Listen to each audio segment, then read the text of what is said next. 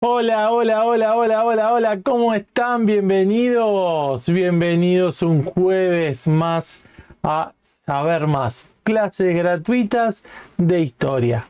¿Cómo andan? ¿Cómo han empezado este año 2024 que comienza? Hoy estamos a jueves 4 de este año que comienza.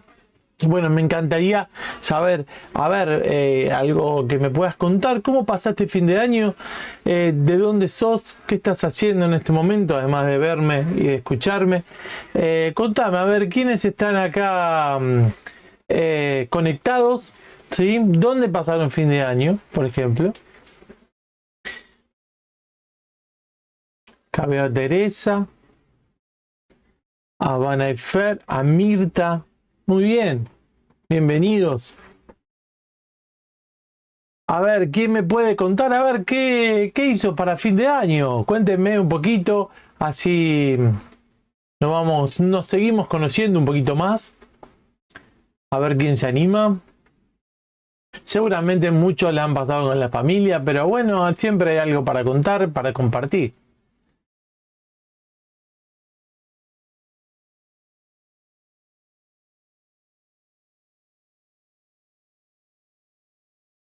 Bueno, bien. Seguramente en el transcurso de la jornada se les va a ocurrir algo y van a querer participar con respecto a esto. Bueno, miren, les quiero contar que obviamente si es el primer día que estás acá en estas clases, mi nombre es Fernando Gardela, soy profe de historia, sí, recibido en el Instituto Superior Padre Elizalde, doy clases en escuelas de gestión pública en el distrito de La Matanza, sí. Esto es Buenos Aires, República Argentina.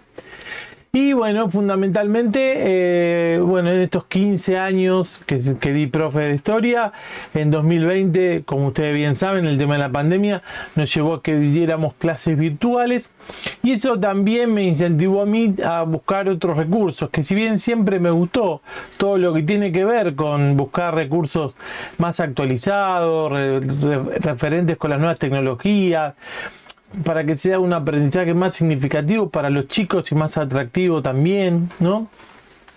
Bueno, eso hizo que en 2020 me vaya interiorizando sobre algunos recursos, algunas cosas que podían ser más, más lindas, digamos, para empezar a llevar adelante. Y en ese interín veo que están todos estos temas de dar clases por internet, preparar cursos, etcétera. Entonces dije, bueno, este año tuve unos días de licencia por mi trabajo y en ese momento decidí empezar a dar clases de forma gratuita, ¿sí? Clases de historia. Obviamente que hay un proyecto en el medio donde la idea es a lo largo de este año, no muy lejano, es empezar a dar cursos pagos también, pero siempre manteniendo este vínculo gratuito toda la semana con ustedes, pero también darles otras herramientas a aquellos que quieran interiorizar sobre temas en particular que voy a ir proponiendo a lo largo de este perfil, ¿sí? Pero vamos paso a paso. ¿Vamos bien hasta acá? Si vamos bien, pongan libertad. Ahí está. Si vamos bien, pongan libertad. Ahí está, vamos. Bienvenida, English. ¿Cómo es tu nombre, English? Lo dije bien, ¿no? Porque yo de inglés no soy un desastre. Eh,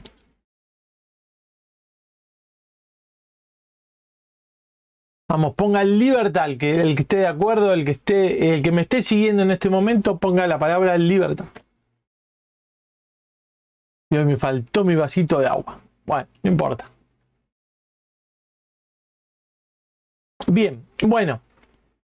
eh, Vamos a ir comenzando con el tema de hoy. Y, o sea, si recordás, ¿sí? Durante todos estos vivos que estuvimos viendo, estuvimos hablando sobre los 40 años de democracia de la República Argentina. Y Sil, ahí está, Sil, bueno, bienvenida. Estuvimos hablando sobre las distintas presidencias que fueron sucediendo, el tema de cómo era el liderazgo de esos presidentes, vimos la personalidad de Alfonsín, la de Menem, la de la Rúa inclusive, Y hoy nos toca hablar sobre la presidencia de Néstor Kirchner. ¿Y por qué es importante hablar de la presidencia de Néstor Kirchner? Porque es una presidencia en la cual va a llevar adelante determinadas políticas económicas, sociales, ¿sí?, que van a permitir que salgamos de la crisis más profunda que tuvo nuestro país hasta este momento, ¿sí? Esa crisis del 2001 que había explotado todo por los aires, donde realmente había un índice de desocupación altísimo, donde, bueno, lamentablemente la crisis económica financiera, cuando se incautaron los depósitos de la gente, cuando empezaron el tema de los piquetes y las protestas masivas, con el presidente quiso establecer un estado de sitio, fue peor todavía, el corralito, el que no podía sacar dinero, bueno, un montón de cosas que eclosionaron con la renuncia de la Rúa en el 2001, una serie de presidentes que ya hablamos la vez pasada, que van a irse sucediendo en el transcurso de menos de un mes, hasta llegar Eduardo Duhalde, que va a ser quien termine, digamos, ese periodo que llevaba de la Rúa, y en mayo del 2003 asuma Néstor Kirchner. Néstor Kirchner llega al poder, sí, a través de ser uno de los candidatos del Partido Justicialista, pero no el candidato fuerte, al contrario, no era alguien conocido políticamente, digamos, en la política grande, entre comillas, sí en su provincia, Santa Cruz, pero bueno, él llega al poder después de una serie de negociaciones, pero digamos, a la hora de elegir estaba en tercera o cuarta posición, digamos, ¿sí? Pero quien acerca ese nombre, quien le da ese lugar es Eduardo Duhalde, ¿no? Duhalde propone a Kirchner como candidato del PJ, y es precisamente él quien va a disputar la presidencia de la nación, que va a ir a un balotaje con Carlos Saúl Menem. Ya, si recordamos, Menem había estado durante una década como presidente de la Argentina en 2 mandatos, con una reforma constitucional en el medio, y se volvía a presentar, porque la Constitución reformada no te impide que vos te vuelvas a presentar por más que haya sido reelecto. En Estados Unidos, por ejemplo, vos sos presidente, sos reelecto y después nunca más podés llegar al cargo de presidente. Bueno, acá en la Argentina sucede algo parecido, pero siempre distinguiéndonos de los demás. Vos podés ser reelecto como presidente, y después, si dejás pasar un mandato, podés volver a presentarte. Bueno, eso fue lo que quiso hacer Menem, ¿sí? Bueno, la historia ya la conocemos. Segunda vuelta, unos días antes del balotaje, Menem se baja el balotaje y Kirchner llega a la presidencia de la nación con muy pocos votos y una muy baja participación popular, también tengamos en cuenta, y la gente estaba como desganada y también descreída de la política, y es uno de los temas que va a tener que levantar o hacerse cargo, digamos, ¿no? Néstor Kirchner a partir del 2003. Una crisis en la cual sabemos bien que sale, digamos, quien toma la crisis, digamos, la papa caliente es Duhalde, donde termina con la convertibilidad del 1 a 1, ¿sí? Y empieza a solucionar algunos problemas sociales, por ejemplo, con la implementación de los planes jefes y jefas de hogar para la gente que estaba desocupada, que teníamos gran parte de la población en esas circunstancias, ¿sí? Por lo tanto, es una medida paliativa que va a tratar también de frenar la crisis social, por otro lado, y le va a dar cierta tranquilidad, entre comillas, a la gente, aunque en ese momento bien sabemos que era época de trueque, de un montón de circunstancias donde realmente era muy difícil en este país. Pero vamos netamente a la presidencia de Kirchner, así no nos vamos por la rama de Gardela como siempre acostumbrado. Bien, hasta acá. ¿Vamos bien? Si vamos bien, pónganme sí o un dedito para arriba y ahí nos metemos de lleno con la presidencia de Néstor Carlos Kirchner. Vamos, a ver, ¿estamos bien? Pónganme un dedito para arriba, pónganme sí. Dale, profe. Vamos. Así empezamos con Tuti.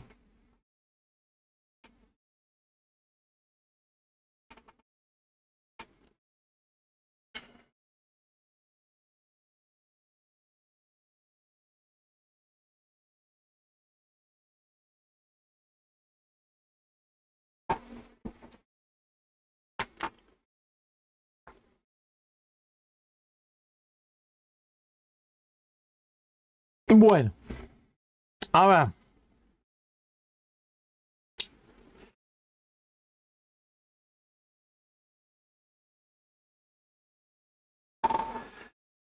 Ahora sí. Bien.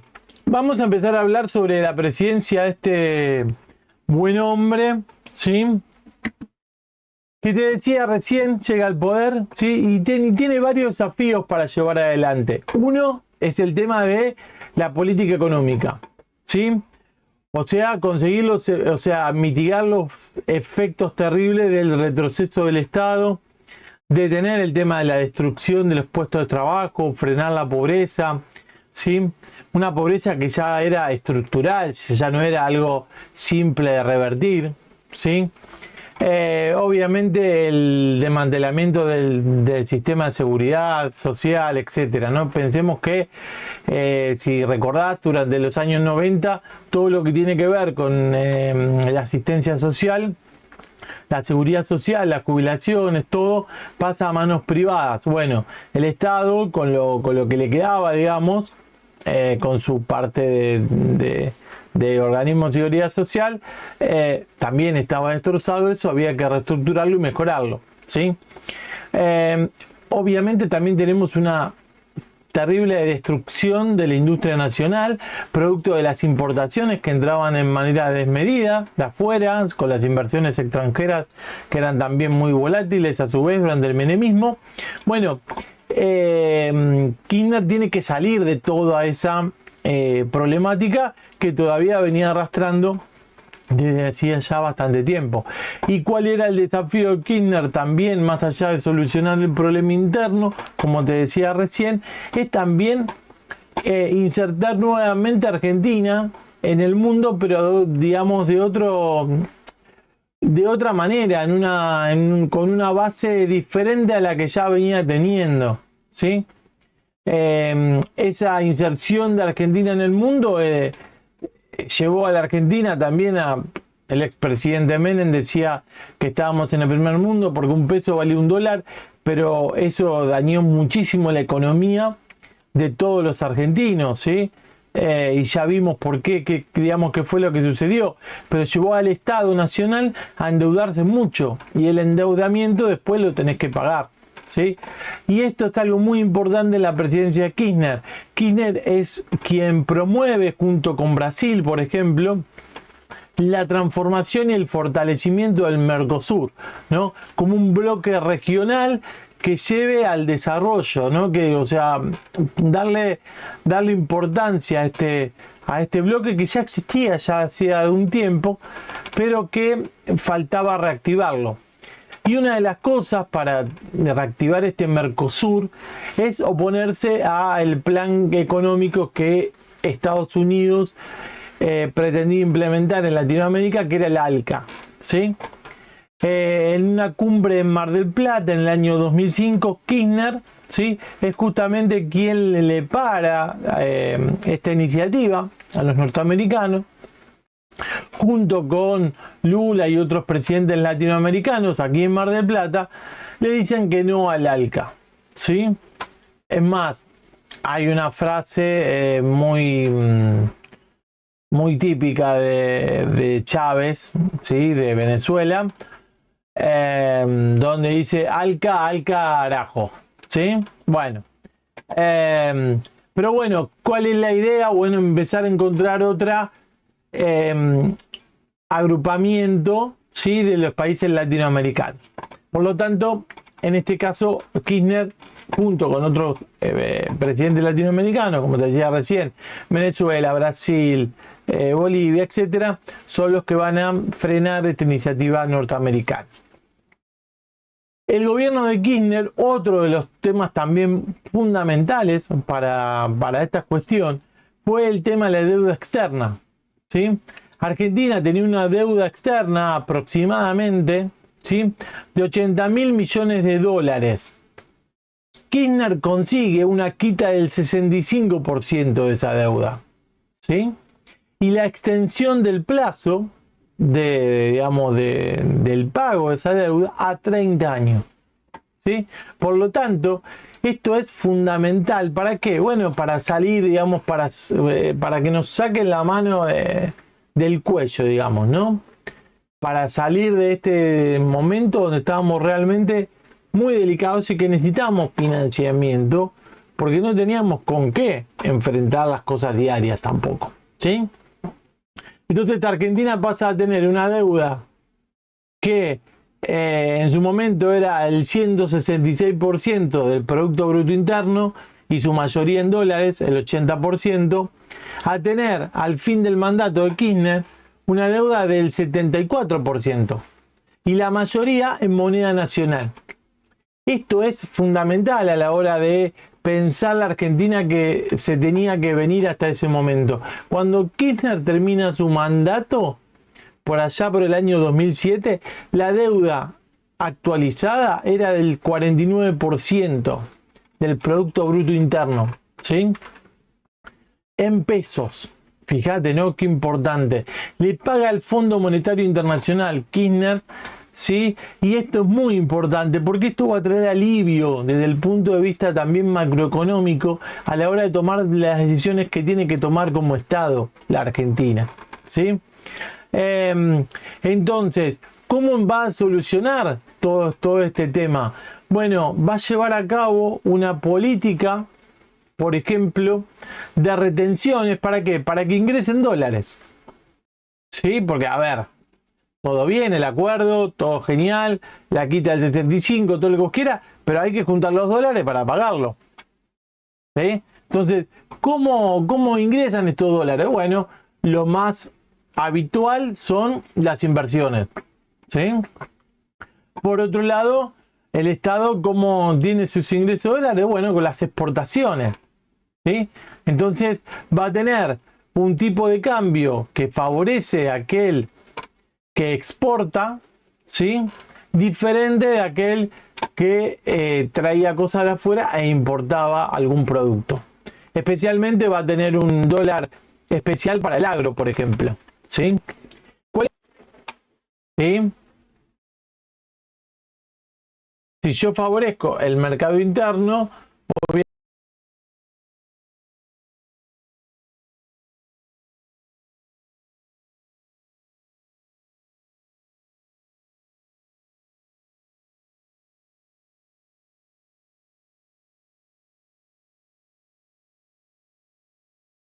obviamente tengo que dejar de traer cosas de afuera, ¿sí?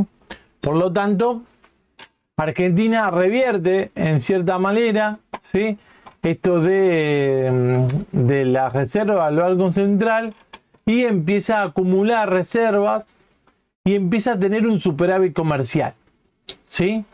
Entonces, eso es muy importante tener en cuenta porque la presidencia de Kirchner se da que Argentina tiene un superávit comercial en la balanza de, digamos, de ingresos y de egresos, ¿sí?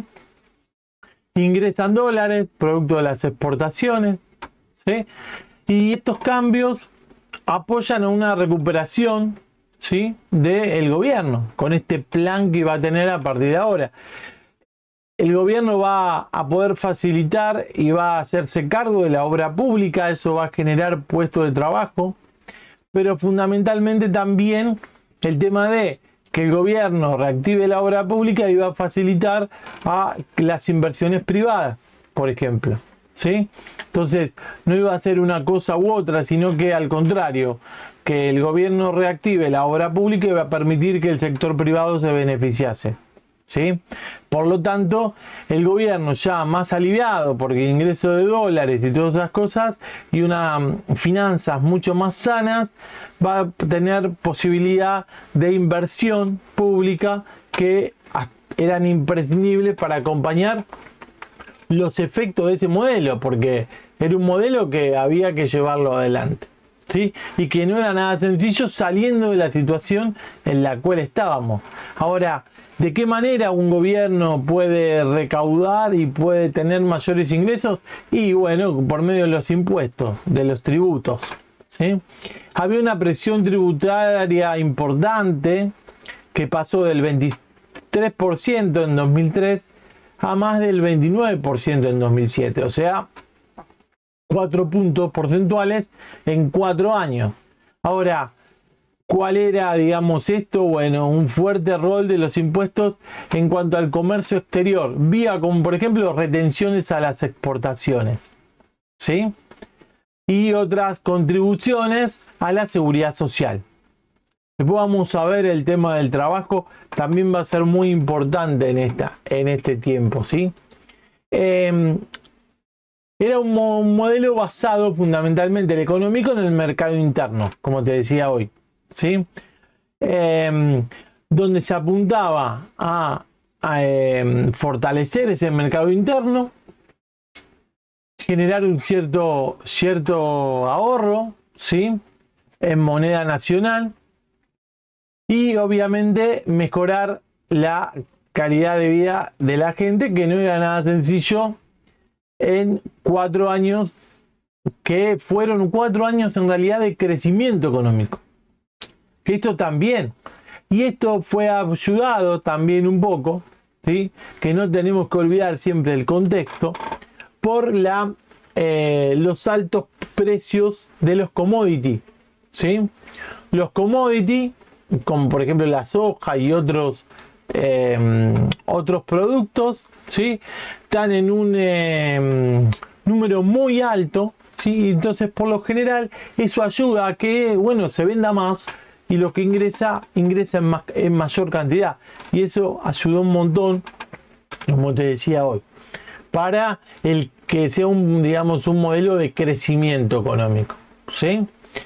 En materia laboral vamos a tener varias cuestiones a tener en cuenta, ¿sí? Es un tema que también se podría tratar de forma, digamos, separada, pero lo vamos a tratar de forma lo más simple posible. Hoy en día tenemos el problema de que la gran mayoría de la economía argentina está, digamos, es informal, una economía que no está registrada. Bueno, para aquel tiempo eran muchísimo más las personas que no estaban registradas. Al contrario, había muchas, la gran mayoría de la población, ¿sí? O no estaba registrado o era autónomo, pero autónomo en el sentido de no de grandes empresas que produzcan, sino, bueno, de un profesional, de un changarín, de alguien independiente que trabajaba brindando un servicio o llevando a cabo un negocio de barrio, etcétera. Por lo tanto, era muy difícil, digamos, tener personas registradas. ¿Y ese qué problema te trae? Bueno, si vos tenés pocos trabajadores registrados, con lo que recaudás por lo que tiene que ver con el tema de la seguridad social, no te alcanza para cubrir los costos después de, por ejemplo, todo lo que tiene que ver con las jubilaciones, ¿sí? O con los servicios que tienen que ver con el ANSES, pensiones por discapacidad, jubilaciones, ¿sí? Etcétera. Entonces, ese también fue un tema que Kirchner tuvo que hacerle frente a los salarios, ¿sí? A tratar de generar que el sector privado pueda tener más empleados y que esos empleados sean en blanco, digamos, como se dice entre amigos, digamos, ¿no? Que estén registrados. Entonces, eso iba a facilitar que digamos, esa parte de la economía estuviese mejor. Entonces, por un lado tenemos el tema de los trabajadores registrados. Ahora, claro, también hay otro tema que va de la mano, ¿sí? Se restablece todo lo que tiene que ver el salario mínimo vital y móvil, ¿sí? ¿Qué hace el gobierno? Sí, de acuerdo con otros organismos, sí establece un salario mínimo que todo el mundo debe respetar, digamos, ¿no? Este es el salario mínimo que cualquier trabajador que empieza en una actividad debe, por debajo de esta línea no se puede, o sea, es la base sobre la cual una empresa, un comerciante, un empresario, ¿sí?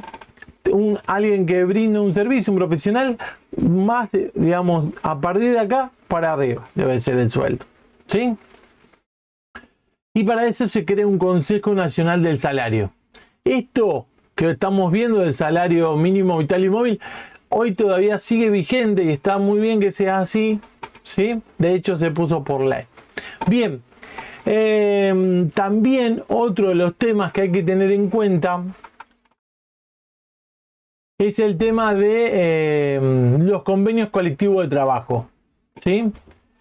Kirchner vuelve sobre este tema, ¿sí? Y es muy importante esto porque ¿qué es lo que hace el Estado con respecto a esto? Hace que las empresas o los gremios, digamos, y las empresas, ¿sí? Lleguen por medio de un acuerdo a establecer las pautas y los salarios de los trabajadores de acuerdo a sus categorías, de acuerdo al rubro, ¿sí? En el cual se desempeñan, ¿no? Y el Estado debe ser un garante de ese acuerdo, digamos. El Estado no debe tomar parte ni debe decir qué debe hacerse y qué no, sino que al contrario tiene que ser garante de ese acuerdo, o sea, tiene que fijarse que eso sea justo, digamos. El Estado es un vedor que interviene si las partes lo solicitan, ¿sí? Pero mientras tanto lo que hace es ver, valga la redundancia, ¿sí? Si es correcta ese tipo de negociación, si está bien, si está bajo las normas adecuadas, ¿sí? Donde ambas partes tienen que llegar a ese acuerdo y el Estado, si no lo llaman, no interviene. Simplemente homologa ese acuerdo y dice, bueno, listo, estamos de acuerdo en esto, esto y esto, fantástico, lo firmamos en el Ministerio de Trabajo, ¿sí? Firma de todas las partes y queda lo que se llama el acuerdo homologado, ¿sí? Que después entrará en vigencia de acuerdo a las pautas establecidas. Bien, y esto es muy importante y hay que tener en cuenta lo siguiente. Estaba leyendo a uno de los autores, ¿no? Y particularmente a un estudio que vi de la Universidad de La Plata. Y me pareció bueno esto que digo, saliendo de cualquier ideología, por favor, estoy hablando de hechos comprobables, ¿sí? Pero en una de las conclusiones de este trabajo decía que Kirchner durante su gestión, ¿sí? Sentó las bases para posibilitar medidas que se tomarán a posteriori de su gobierno. ¿Cuáles son esas medidas? La estatización de las AFJP, o sea, volver a que todo el sistema de jubilaciones y pensiones vuelva a ser de reparto, vuelva a estar en manos del Estado. El tema de la asignación universal, ¿sí? Que todo esto lo va, digamos, a suceder y lo va a llevar adelante Cristina Fernández de Kirchner, o sea, su esposa, ¿sí? Que después lo va a suceder en la presidencia de la Nación. La movilidad jubilatoria, una nueva ley de medios de comunicación para evitar lo que tiene que ver todo con el monopolio mediático y tantas otras cosas más. O sea, Kirchner trató de establecer las bases sobre las cuales después, ¿sí? Se pudo empezar a generar un Estado más intervencionista, un Estado que dé más derechos, donde ya no estábamos tan ahorcados y de repente uno puede proyectar algo, ¿sí? Etcétera. Pero es interesante eso que, digamos, que leí, ¿no? O sea, esto de que él sienta las bases para políticas sociales que van a estar muy buenas que se lleven adelante.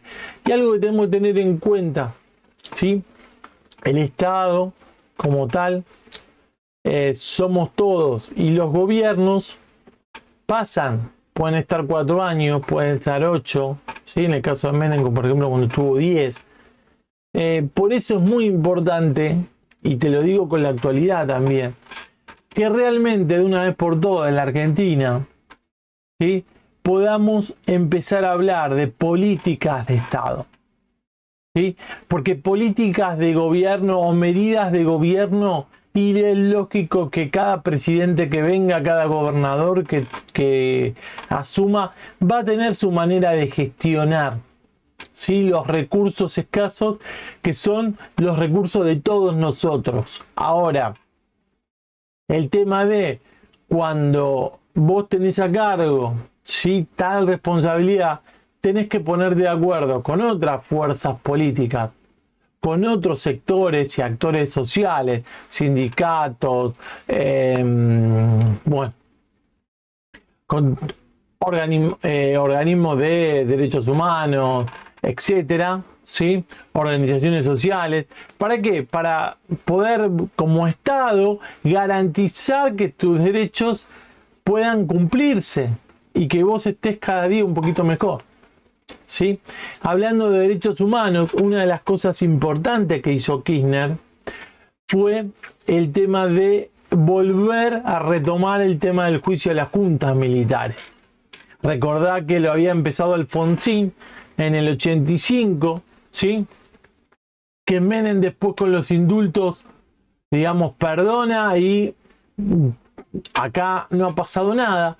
Y cuando asume Kirchner, es una de las políticas que él toma, una decisión muy fuerte en ese momento, es, bueno, volvemos y reabrimos todo lo que tiene que ver con los juicios a los jefes y a los miembros de la dictadura militar, ¿sí? Por lo tanto, me acuerdo una puntual donde él manda bajar los cuadros de los diferentes generales que había, y eso es tomado, digamos, como un signo muy representativo, muy, muy importante. Bien, vamos bien hasta acá. Si vamos bien, pónganme ok, pónganme sí, y así vamos a seguir con la última partecita, ya para terminar con algo que les preparé especialmente para ustedes. Con todo les preparo especialmente para ustedes, pero unos cuadritos hoy. Vamos a hablar de un poquito de estadísticas. Bien, vamos bien hasta acá. Pónganme sí, pónganme un dedito como ok, y así continuamos. Bienvenida, a ver acá quién está. Bien, Mari Voltrino, bienvenida también, muy bien. Ahí está.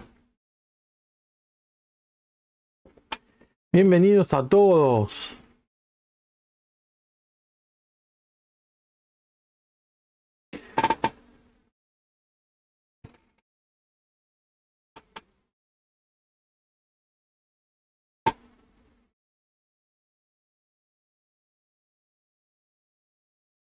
Oki pone Mirta, muy bien.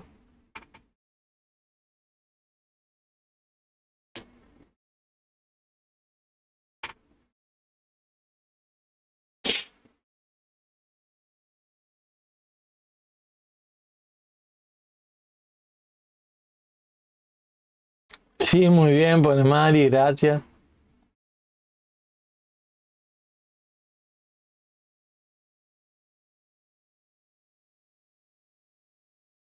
¿Algo que quieran acotar sobre este tiempo? ¿Algo que me estoy olvidando, que me estoy olvidando, que se me esté pasando? ¿Algo que quieran agregar ustedes?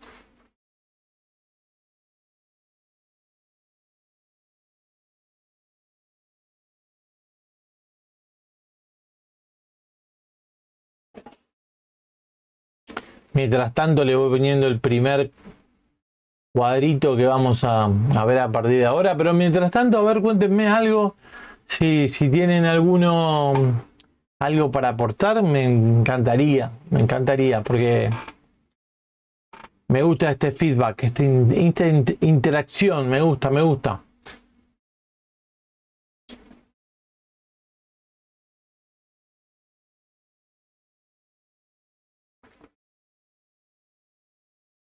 Bueno,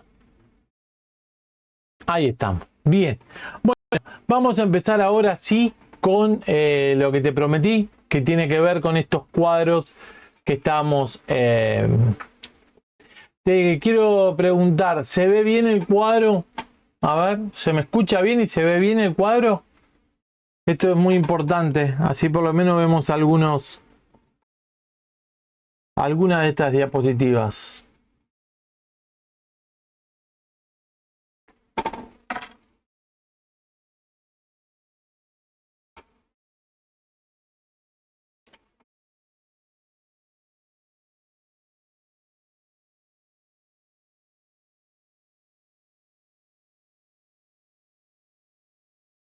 Bien, me quedo tranquilo entonces que se ve. A ver si me pueden chequear eso.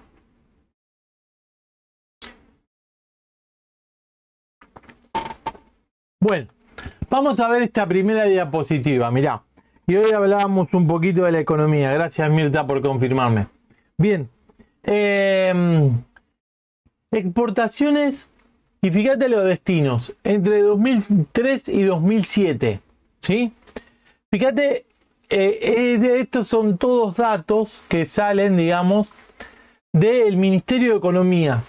¿Estamos? Entonces, fíjate que estas barras, vos vas a ver los distintos, en la parte inferior, los distintos lugares, ¿sí? Y después en el otro eje, ¿sí? Lo vas a ver en porcentajes, ¿sí? Bien. Fíjate, los mayores lugares donde se exportó entre el 2003 y 2007 fue, digamos, dentro del Mercosur. Fíjate que superó el 100, digamos, el 100%, llegó a un 124% las exportaciones. Fíjate el segundo lugar, o el primero, digamos, ¿no? Fíjate, donde dice el resto de Audi, eso es países de América Latina y el Caribe.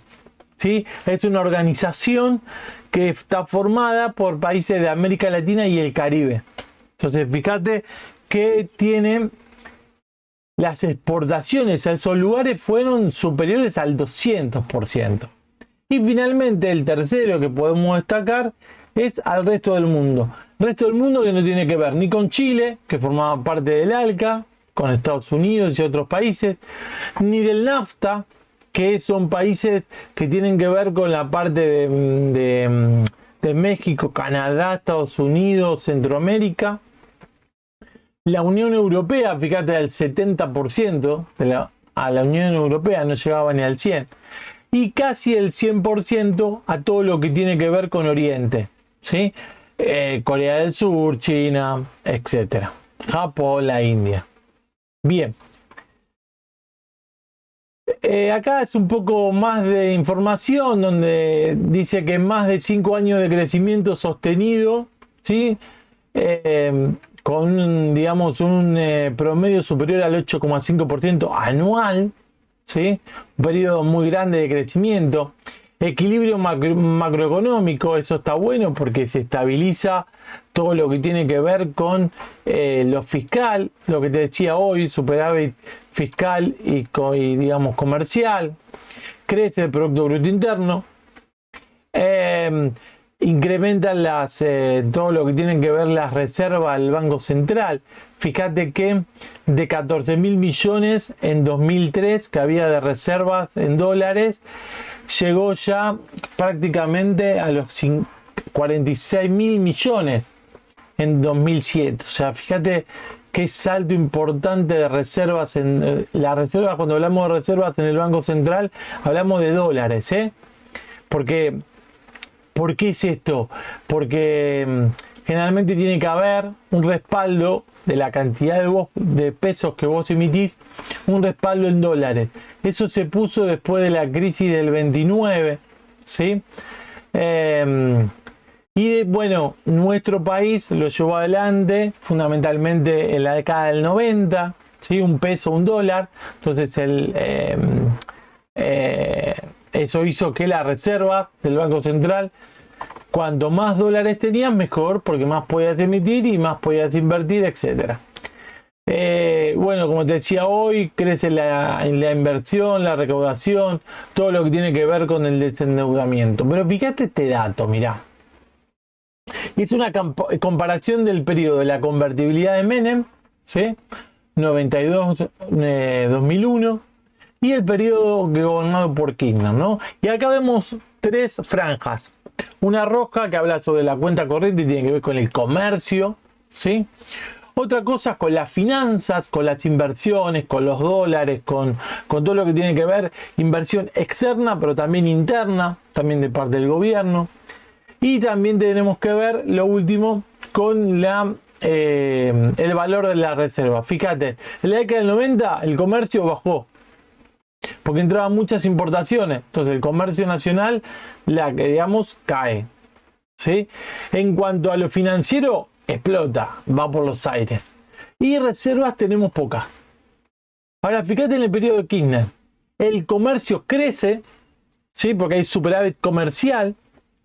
Fíjate el tema del color azul, que habla sobre lo financiero, ¿sí? Muy poquito. Y después tenemos prácticamente equilibrado con el comercio, digamos, con lo que tiene que ver con la cuenta corriente, todo lo que tiene que ver con la valoración de las reservas.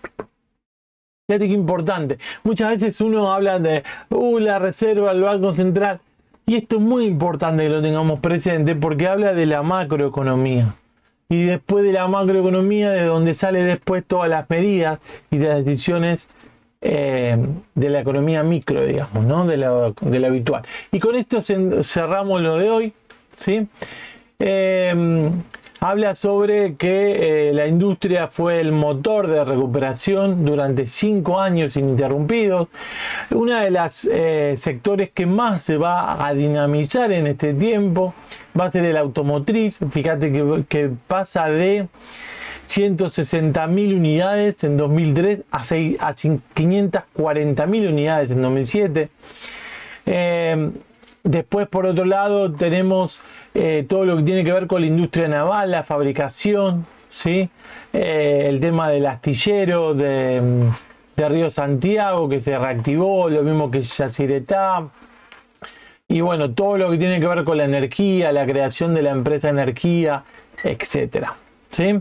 Y planes que tienen que ver con el petróleo y muchas cosas más.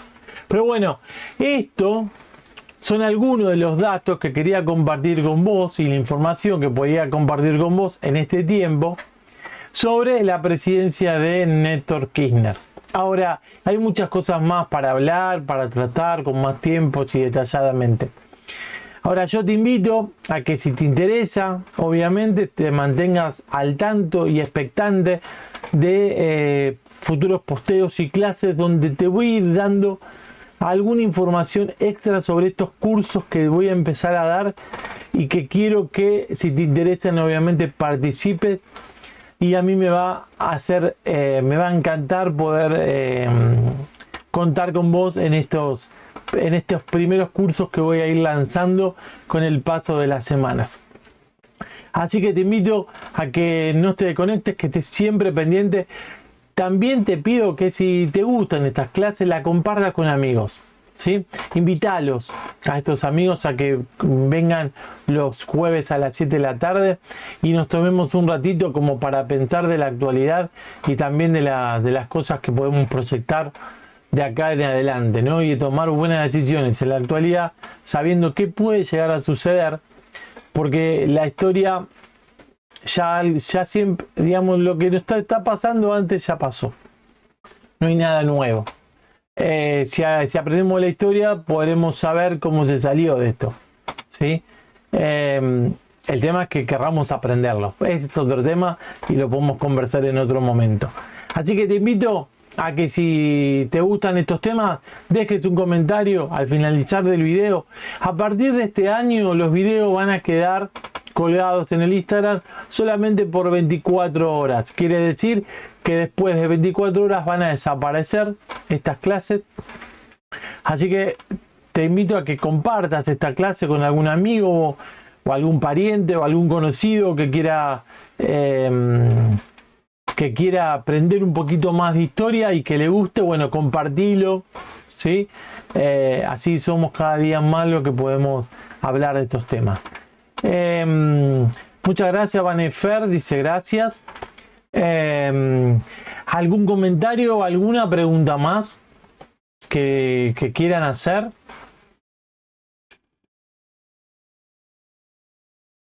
Antes de terminar con esto.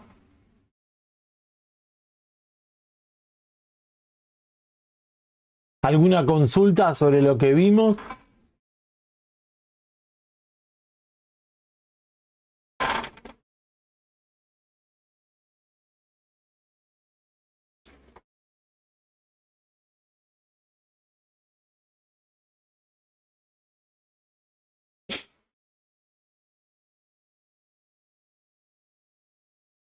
Bueno, ahí está.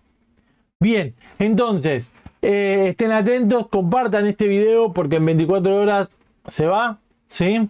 Estén atentos a los posteos que van a venir a partir de ahora porque van a tener muchísimas novedades.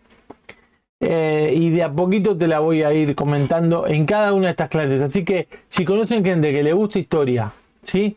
No solamente la historia reciente como estamos viendo, sino de otros periodos de la historia. Argentina, contemporánea, mundial, americana, lo que sea. Decirle que se conecten los jueves a las 19 horas. Porque son clases absolutamente gratuitas donde podemos todos aprender un poquito más y obviamente ser un cada día mejor. Te despido hasta el jueves que viene. Bye.